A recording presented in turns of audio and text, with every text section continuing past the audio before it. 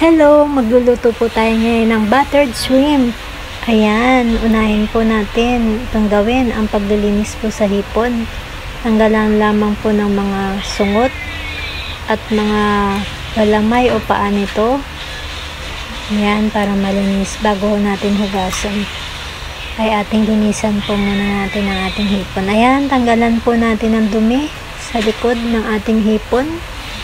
Ayan, ganyan po yung pagtanggal. Una po, alisin mo na po yung balat kasi matigas yun. Yung pangalawa o pangatlo, laliman nyo lamang po at makukuha nyo na po yung dumi nito. Ayan, mano-mano nyo po kapag hindi makuha yung toothpick. Ayan, tingnan nyo pong mabuti. Ganyan lamang po yung pag-alis ng dumi sa likod ng hipon. Una yung balat po, tanggalin muna kasi matigas. Pangalawa, pangatlo, ay laliman nyo po yung tusok ng toothpick para madala po yung dumi.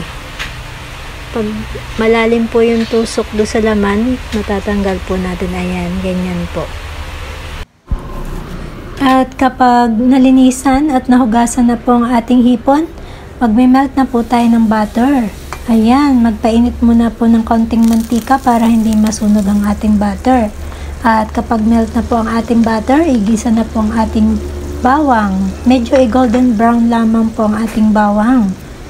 At kapag medyo golden brown na po itong bawang natin, ilagay na rin po natin o gisa na rin natin ang ating luya.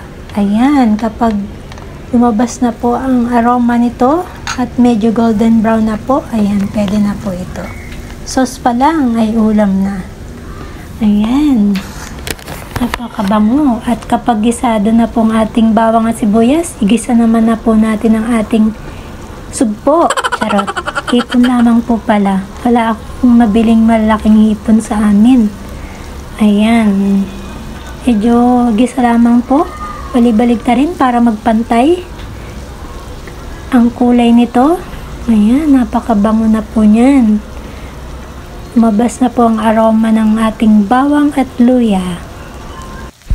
At kapag nagisa po tayo ng ating bawang at luya sa ating butter, huwag nyo pong hayaang masunog ito sapagkat ito po ay papait. At ilagay na rin po natin ang ating lemon lime soda.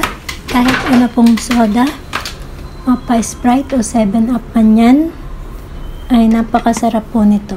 Ayan, at kapag bumubulak na po ang ating butter shrimp, ayan, at ating titimplahan na po ito ng ating pampalasa ng asin at pamenta, pati na rin po asukal. Asukal na pula ang meron ako. Okay lang po kung puti o pula, pareha pong masarap yan. At ang kaunting paprika. Ito po makakapagbigay kulay sa ating butter shrimp. Ang kulay mapula-pula sa ating butter shrimp. Ayan, haluin lamang po occasionally ang ating butter shrimp. Hayaan pong matuyo at lumapot. At pwede rin po natin itong takpan habang pinapalapot ang ating sauce. Napakadali pong matuyo ang ating sauce sapagkat ito po ay soda, wala po itong tubig. Napakadali po nitong lutuin. At napakasarap din po nitong ihanda sa ating mga okasyon. Ayan. Haluin lamang po hanggang sa matuyo. Ayan, malapit na pong matuyo ang ating butter shrimp. Mula-mula po ang ating butter shrimp. Sauce pa lamang po nito ay ulam na. Napakasarap po ng ating butter shrimp. Marami naman po tayong mauubos na kanin nito. Ayan, ready to serve na po. Samahan niyo po akong tikman. Thank you for watching. Bye-bye and God bless.